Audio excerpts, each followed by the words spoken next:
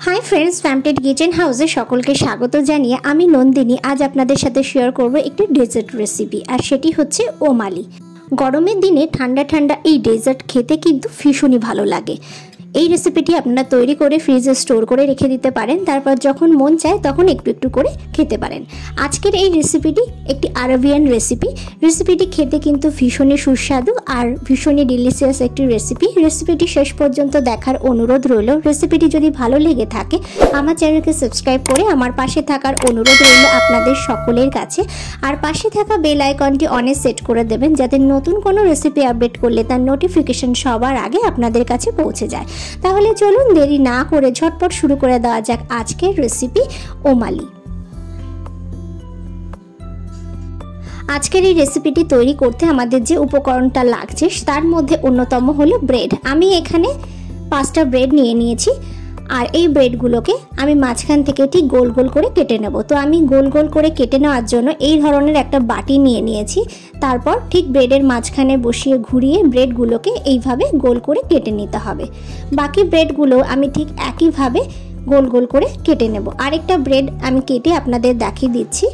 বাটির সাইজটা একটু বুঝে নিতে হবে যাতে ব্রেডের ঠিক মাঝখানে বাটিটা গোল করে বসে। তো দেখো আরেকটাও আমি তৈরি করে নিয়েছি। এইভাবে আমি বাকি ব্রেড কটা তৈরি করে নেব। তো দেখো সবগুলো ব্রেড আমি তৈরি করে নিয়েছি। আমি 6টা ব্রেডের তৈরি করে নিয়েছি। তো ভালোভাবে আমার গোল গোল করে ব্রেডগুলোকে কেটে নিয়েছি, এতে করে দেখতেও কিন্তু ভীষণই ভালো লাগে। এবার আমি একটা প্যানের মধ্যে অল্প পরিমাণে একটু সাদা তেল দিয়ে দিচ্ছি আর এর মধ্যে দিয়ে দিচ্ছি সামান্য পরিমাণে একটু বাটার। তেল আর বাটারটাকে বেশ ভালো করে হতে দেব। তেল আর বাটার বেশ ভালোভাবে হয়ে গেলে গোল গোল করে কেটে রাখা ব্রেডগুলোকে আমি এই তেল আর বাটারের মিশ্রণে লাল লাল করে ভেজে তুলে নেব। গ্যাসের ফ্লেমটাকে হাইতে রেখেই আমি ব্রেডগুলোকে তেলে ভেজে নেব। তো দেখো এক পিঠ ভাজা হয়ে গেলে আমি ব্রেডগুলোকে উল্টে দেব। এইভাবে উল্টে পাল্টেই আমি ব্রেডগুলোকে লাল লাল করে ভেজে নেব। ব্রেডগুলো ভাজা একদম মুচমুচে টাইপের হবে, মানে ব্রেডগুলো ভাজার পর একদম মুচমুচে হবে সেরকমভাবেই কিন্তু ব্রেডগুলোকে ভেজে নিতে হবে। আবারও ব্রেডগুলোকে উল্টে দিচ্ছি। এইভাবে উল্টে পাল্টেই আমি ব্রেডগুলোকে ভেজে নেব। তো দেখো ব্রেড কিন্তু একদম বেশ ভালোভাবে ভাজা হয়ে গেছে। এর থেকে বেশি কিন্তু আর ভাজবো না। ব্রেডগুলো কিন্তু একদম মুচমুচে হয়ে গেছে। বাকি ব্রেডগুলোও ঠিক একইভাবে আমি ভেজে নেব। তো এই ব্রেডগুলো আমি তুলে নিচ্ছি। এর মধ্যে অল্প পরিমাণে সাদা তেল আর একটু বাটার দিয়ে আমি বাকি ব্রেডগুলো ভেজে নেব। তো দেখো এই ব্রেডগুলো ভেজে নেওয়া হয়ে গেছে। এবার যে পাত্রে আমি ব্রেডটা ভেজেছি সেই পাত্রের মধ্যে দিয়ে দিচ্ছি পরিমাণ মতো জল। এখানে আমি মোটামুটি 2.5 কাপ মতো জল দিয়ে দিলাম। জলের মধ্যে দিয়ে দিচ্ছি 1/2 কাপ মতো চিনি।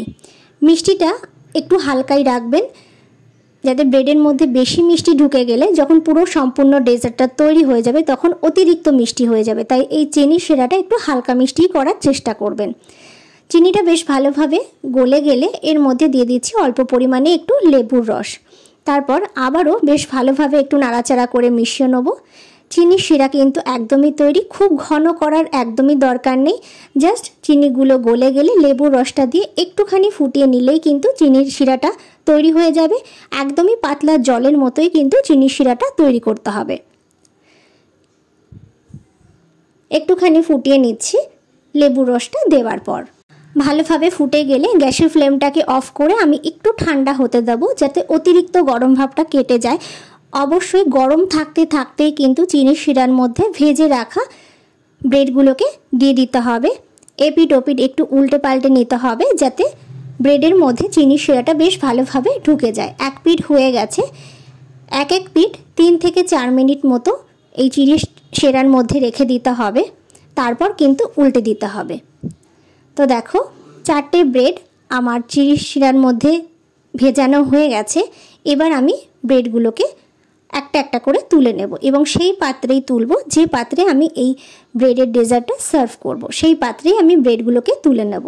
চিনির শিরায় ডোবানোর পর এটা কিন্তু একটু নরম হয়ে যাবে, তাই সাবধানে তুলতে হবে যাতে তোলার সময় ব্রেডগুলো ভেঙে না যায়।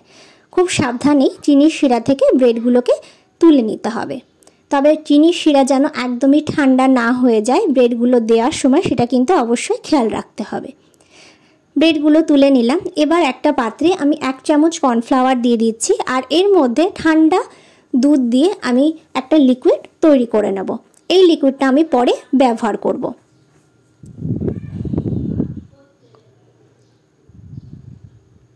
কর্নফ্লাওয়ারটা বেশ ভালোভাবে গুলে রেডি করা হয়ে গেছে, এটাকে আমি সাইড করে রেখে দেব। এবার কড়াইয়ের মধ্যে আমি দিয়ে দিচ্ছি 3 কাপ মতো দুধ। এখানে আমি এই যে দুধটা ব্যবহার করছি, এই দুধে কিন্তু একটু জল ব্যবহার করিনি, আমি এখানে একটু থিক মিল্ক ব্যবহার করেছি। তার মধ্যে আমি দিয়ে দিলাম 2 চামচ মতো আমুল দুধের গুঁড়ো। এবার বেশ ভালো করে দুধের মধ্যে আমুল দুধের গুঁড়োটাকে মিশিয়ে দেবো, এইভাবে নাড়িয়ে নাড়িয়ে। গ্যাসের ফ্লেমটাকে আমি মিডিয়ামে রেখেই দুধটাকে দিয়ে তারপরেই আমি আমুল দুধের গুঁড়োটা দুধের মধ্যে মিলিয়ে দিলাম। বেশ ভালো করে নাড়াচাড়া করে মিশিয়ে নেব। এবার আমি গ্যাসের ফ্লেমটাকে হাইতে দিয়ে দুধটাকে বেশ ভালোভাবে জাল দিয়ে নেব। দুধটাকে বেশ কিছুক্ষণ ফুটিয়ে নিতে হবে এবং ততক্ষণ পর্যন্ত ফোটাতে হবে যাতে দুধটা 3 কাপ থেকে কমে 2 কাপ মতো চলে আসে। অল্প পরিমাণে একটু লবণ দিয়ে দিলাম। এর মধ্যে দিয়ে দিচ্ছি 1/2 কাপ মতো চিনি। চিনিটা একটু বুঝে দিতে হবে, যেহেতু চিনির শিরাতেও চিনি দেওয়া, আবার এই দুধের মধ্যেও চিনি দিতে হচ্ছে, তো সেই কারণে চিনিটা একটু বুঝেই ব্যবহার করবেন যাতে ডেজার্টটা অতিরিক্ত মিষ্টি না হয়ে যায়। অতিরিক্ত মিষ্টি হয়ে গেলে কিন্তু খেতে একদমই ভালো লাগবে না, তাই যেহেতু 2 জায়গায় চিনিটা ব্যবহার করতে হচ্ছে, তো সেই কারণে চিনিটা বুঝে ব্যবহার করবেন। তো দেখো দুধটা কিন্তু 2 কাপ মতো হয়ে গেছে। আমি 3 কাপ মতো দুধ দিয়েছিলাম, তার মধ্যে চিনিও দিয়েছি। এবার দিয়ে দিলাম সামান্য একটু এলাচের গুঁড়ো। এখানে আমি 4টে এলাচ ভালোভাবে গুঁড়ো করে শুধু গুঁড়োটা ব্যবহার করেছি।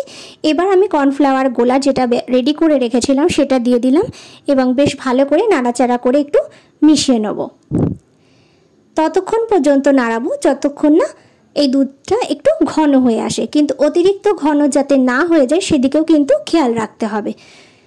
এবার গ্যাসের ফ্লেমটাকে একদম বন্ধ করে দিয়ে দেখুন দুধটা কিন্তু ঘন হয়ে গেছে। তারপর এর মধ্যে দিয়ে দিলাম 1 চামচ মতো কেওড়ার জল। এটা ঠান্ডা হয়ে গেলে কিন্তু আরেকটু ঘন হয়ে যাবে, তাই দুধটা ঘন হয়ে যাওয়ার পর গ্যাসের ফ্লেমটাকে একদম অফ করে দিয়ে তারপরে কিন্তু কেওড়ার জলটাকে মিলিয়ে কন্টিনিউয়াসলি এইভাবে একটু নাড়াতে থাকতে হবে। তো দেখো ঠিক এইভাবে দুধটা কিন্তু বেশ ঘন হয়ে গেছে। এর থেকে বেশি কিন্তু ঘন করা যাবে না, কারণ এটা ঠান্ডা হলে আরও একটু ঘন হয়ে যাবে। তো এবার আমি এটা সার্ভ করব। তো কিভাবে সার্ভ করব চলুন এবার দেখে নেওয়া যাক। ব্রেডটা আমি রেডি করে রেখেছি, চিনির শিরায় বেশ ভালোভাবে ডুবিয়ে তারপর ব্রেডগুলোকে আমি যে প্লেটে সার্ভ করব সেই প্লেটেই তুলে নিয়েছি। এবার ওপর থেকে দুধের এই মিশ্রণটা যেটা তৈরি করলাম সেটাকে দিয়ে দিচ্ছি। পুরো ব্রেডটাকেই কিন্তু এই দুধ দিয়ে কভার করে দিতে হবে।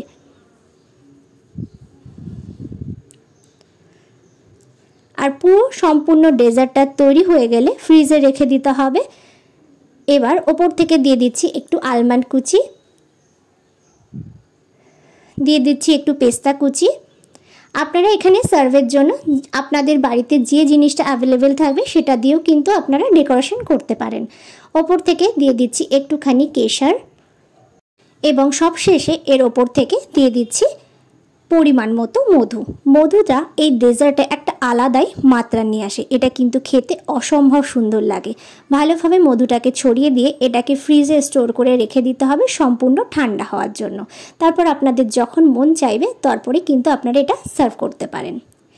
আজকের এই রেসিপিটি আপনারা বাড়িতে ঠিক এইভাবে তৈরি করে দেখার অনুরোধ রইল। আশা করছি আপনাদেরও ভীষণ ভালো লাগবে।